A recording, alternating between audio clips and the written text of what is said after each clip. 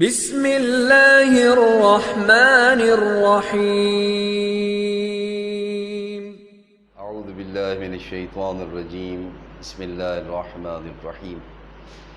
مولا متقیان حضرت امام علی بن ابی طالب علیہ الصلاۃ والسلام ارشاد فرماتے ہیں، حاسبوا قبل ان تحاسبوا، اپنا حساب و کتاب اس دنیا میں کر لو قبل اس سے کہ آپ سے حساب و کتاب لیا جائے۔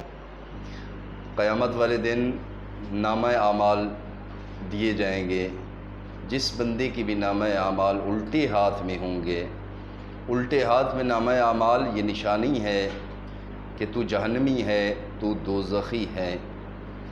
جناب رسول اکرم صلی اللہ علیہ وآلہ وسلم ارشاد فرماتے ہیں، جیسے ہی گناہگار کو نامہ اعمال ملے گا تو وہ ایک فریاد کرے گا اور کہے گا کہ اے کاش کہ مجھے یہ نامہ اعمال نہ دیا جاتا، وَلَمْ أَدْرِكْ مَا حِسَابِيًا، میں نے تو کبھی اپنا حساب و کتاب نہ کیا تھا۔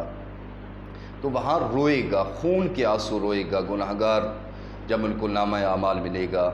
لیکن نبی اکرم ارشاد فرماتے ہیں کہ قیامت والے دن اس کا رونا بیکار ہے۔ اس دنیا میں اگر رونا ہے تو اس دنیا میں رو کر دیکھیں، اس کریم اللہ کی بارگاہ میں ایک مرتبہ اگر گریہ کر کے اللہ سے توبہ مانگیں، توبہ حاصل کریں تو خداوند عالم اس بندے کے گناہ معاف کر دیتا ہے۔ فرمایا قیامت والے دن نامہ اعمال جس بندے کو ملے گا وہ عجیب صورتحال میں مبتلا ہوگا کہ ہر آدمی وہاں پریشان ہو جائے گا، اور فرمایا کہ اس دن مالدار کو مال کام نہیں آئے گا، دولت دار آدمی کو پیسہ درہم و دینار کام نہیں آئے گا۔ فرمایا اس دنیا میں آج آزاد ہیں ہم، ہمارے ہاتھ آزاد ہیں، ہماری زبان آزاد ہے، ہماری آنکھیں آزاد ہیں، آج ہم اس دنیا میں رہ کر قرآن مجید کی تلاوت کر سکتے ہیں، آج اسی مال سے یتیموں کو کھانا کھلا سکتے ہیں۔ لیکن وہاں قیامت والے دن ایک دنیا دار آدمی کی، گناہگار آدمی کی طاقت ختم ہو جائے گی، وہاں اس کی دولت کام نہیں آئے گی، وہاں صرف اور صرف اعمال کام آئیں گے۔ اس لیے ارشاد ہے کہ اس دنیا میں قرآن کی تلاوت کرو، اور جب بھی تم قرآن پڑھو اس قرآن کے آئینے میں اپنے آپ کو دیکھو، آیا کہ قرآن ہمیں کیا درس دے رہا ہے اور میں کس طرف رواں دوا ہوں۔ فرمایا کہ اگر قرآن مجید میں کوئی جنت کے بارے میں کوئی بات آئی ہے تو ہاتھ اٹھاؤ، دعا مانگو کہ اے پروردگار یہ جنت کی نعمتیں مجھے بھی عطا کرنا۔ اگر قرآن مجید آپ پڑھ رہے ہیں اور اس میں جہنم کے عذاب کے بارے میں کوئی آیت آئی ہے تو دعا مانگیں، کریم اللہ اس جہنم کی آگ سے مجھے بچانا، چونکہ نبی اکرم اور مولا امیر المومنین علیہ الصلوۃ والسلام کی یہ فرمان ہے۔ فرمایا اے بندہ اے گناہگار تو بہت کمزور ہے، تیرے اندر اتنی طاقت نہیں ہے کہ تو اللہ کے عذاب کو برداشت کر سکے، تم بہت کمزور ہو۔ فرمایا اتنا ضعیف ہے انسان کہ اگر تو ریت گرم ہو تو ننگے پاؤں اس ریت پر چل نہیں سکتا۔ ایک انسان کی انگل اگر آگ میں ڈال دی جائے تو انسان کی چیخیں نکل جاتی ہیں، جبکہ یہ دنیا کی آگ اس آگ سے 70 گنا کم جلانے والی ہے، اور آخرت کی آگ اس سے 70 گنا زیادہ جلانے والی ہے۔ فرمایا اس دنیا میں جو کچھ کرنا ہے آج کر لو، قیامت والے دن ایک گناہگار فریاد کرے گا اور کہے گا میں نے اپنا کبھی حساب و کتاب نہ کیا تھا، یہ میرے ہاتھ کے اعضاء، میری زبان کے اعضاء، میری آنکھوں کے گناہ میں نے تو کبھی سوچا ہی نہ تھا۔ اس لیے قرآن مجید ہمیں خبردار کر رہا ہے، فَمَنْ يَعْمَلْ مِثْقَالَ ذَرَّةٍ خَيْرٍ يَرَهُ، اس دنیا میں ہم جو کچھ بھی کر رہے ہیں یرا، مرنے کے بعد ہم اسے دیکھیں گے، اپنے آنکھوں سے دیکھیں گے۔ کیا مطلب؟ اس دنیا میں ہم جو کچھ کر رہے ہیں وہ خداوند عالم مرنے کے بعد ان کو شکل عطا کرے گا، اور وہی شکل ہمارے سامنے آ جائے گی۔ خدا نہیں چاہتا کہ کوئی انسان جہنم میں جائے۔ میرے بھائی اور دوستو، اس دنیا میں خود ہم اپنے لیے جہنم بھی بنا رہے ہیں، جنت بھی بنا رہے ہیں۔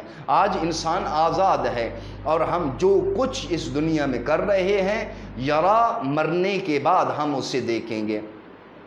یعنی نیک اعمال کو بھی دیکھیں گے اور ہم جو برے اعمال کرتے ہیں اس کو بھی ہم دیکھیں گے۔ مثال کے طور پر مولا امیر المومنین علی ابن ابی طالب علیہ السلام ایک جنگ میں موجود تھے، تو جنگ کے دوسری طرف جو مخالف تھے انہوں نے مولا علی کو گالیاں دینا شروع کر دیں، تو یہاں کے جو مولا کے صحابی تھے انہوں نے بھی چاہا کہ ہم ان کو گالیاں دیں، لیکن مولا نے منع فرمایا۔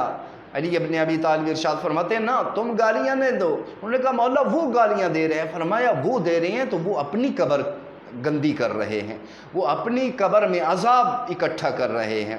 فرمایا گالی دینے سے قبر میں خدا ایک سانپ پیدا کرتا ہے۔ یعنی اس دنیا میں ہم جو کچھ بھی کر رہے ہیں، مرنے قیامت والے دن ایک آدمی ہوگا کھڑا ہوگا، اس کے سامنے ایک بہت ہی بھیانک قسم کی شکل کی مخلوق اس کی طرف بڑھ رہی ہوگی۔ وہ آدمی دعا کرے گا کہ اے اللہ اس کو مجھ سے دور کر، اس کو مجھ سے دور کر۔ آواز آئے گی یہ جو تو نے دنیا میں فلاں کام کیا تھا اس کے بدلے میں یہ وہی کام ہے جو تم نے برائی کی تھی۔ فرمایا یہ میری طرف سے نہیں ہے۔